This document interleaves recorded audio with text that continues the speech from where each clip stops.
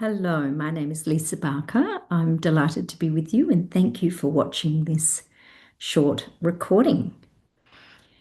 Qigong, a powerful, free, widely accessible mind-body practice. We live in a world that has made well-being a marketplace, and global spending on well-being and wellness in general is around $2 trillion, $2 trillion US per year. And despite the macroeconomic volatility that we're experiencing across the world, this is a remarkably resilient sector and is growing 4 or 5% year on year. Yet, burnout is rising, anxiety is rising, discontent is rising, and a disconnection to the natural world is definitely rising. But what if the most powerful well-being practice available to us costs absolutely nothing? What if there was something that we could participate in that required no equipment, no membership fees, no subscriptions, no retreats, no ongoing costs? And what if it was available to everybody, no matter who you are, where you are, or what kind of body you inhabit? I'd like to introduce you to Qigong today, and I'm going to touch on the ancient wisdom and the modern science and explain why it works so well. So Qi is energy, life-giving energy, and Gong means the cultivation or the steady practice of a skill. And of course, Qigong resides within the vast body of traditional Chinese medicine.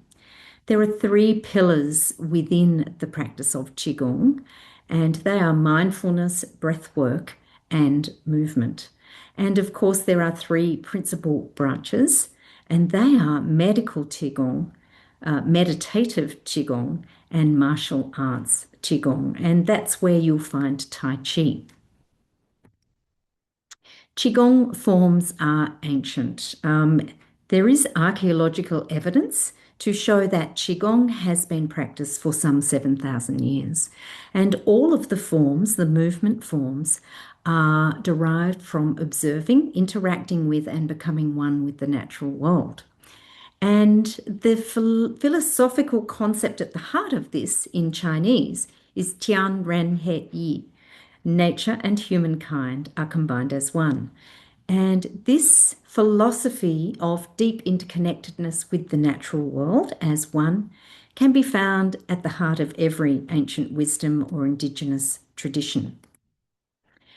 At the heart of traditional medicine lies this principle of yin and yang, and very briefly, yin being the ability to be with ourselves in a soothing and compassionate way that supports our well-being, and yang being very outwardly active and determined in making sure that we support what we need and also what others need. I've just put up a few.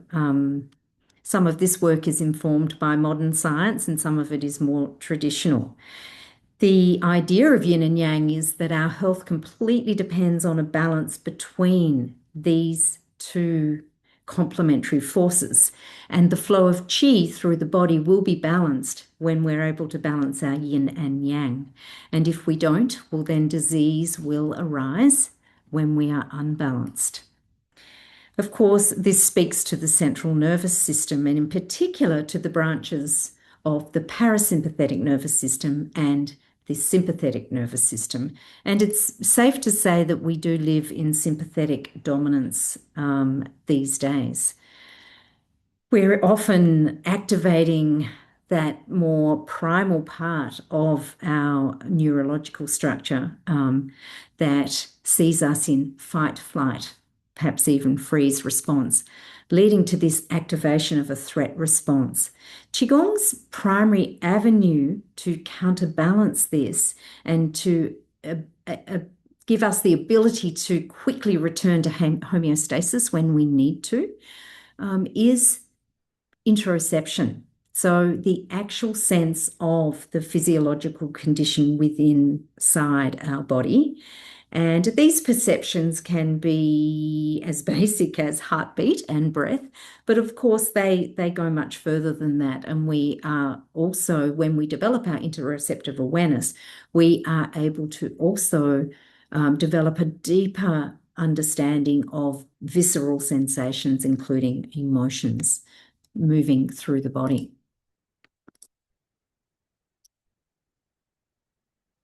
So the clinical and research evidence for Qigong is vast, and really I could speak all day on this, but I'm just giving you a few references here and a few some of the random controlled trials that have been done have been able to show, and this is very robust research, both in China and particularly in the United States, to show that we have incredible benefits when we have a regular somatic practice such as Qigong or Tai Chi.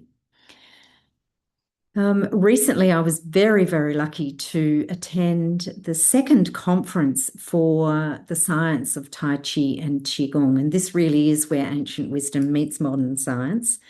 And this conference is the brainchild of Peter Wayne and Gloria Yeh, two researchers in the United States at Harvard Medical Center.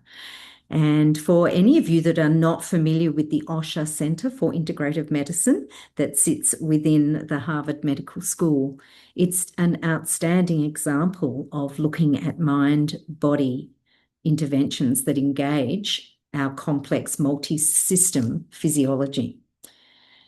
This conference was really an opportunity to show the converging science. And in particular, one of the areas that I was particularly interested in was this concept of interstitium or interstitial fluid that literally connects every part of our internal system. And we were very lucky to have both Helene Langevin and Martin Picard at the conference. Their work is also much informed by Chung Da Li.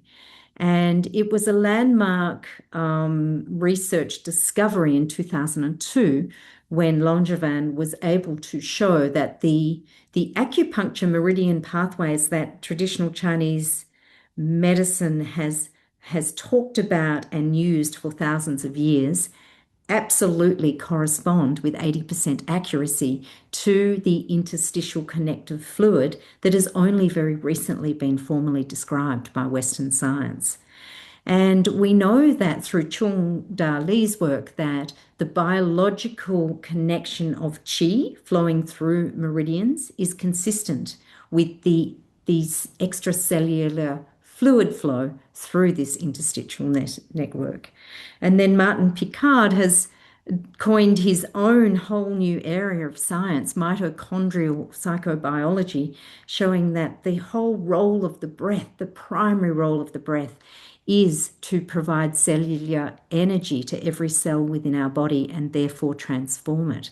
And he believes it's why the breath sits at the heart of every ancient healing tradition. Please reach out if you would like to experience some Qigong at the conference or you would like to talk to me personally about this powerful, free, widely accessible practice. I'm a practitioner in Victoria, Australia. I have the joy of having many people come and work with me. I also work with people online and I work in community as well. And without doubt, people often arrive carrying the weight of a nervous system that is in sympathetic dominance, and they leave in a different state.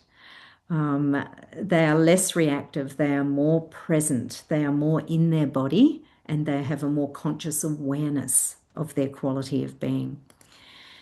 As I said, the research is absolutely huge, and these are some of the key leading people at the moment that are working on this. Places like Harvard Medical School, Columbia University, UCLA, also in Taiwan. Chung Da Li is based in Taiwan. I want to encourage you to explore Qigong if this is something new, and if you know a little bit about it, it's time to learn much, much more. Thank you so much for listening today. I really appreciate your time.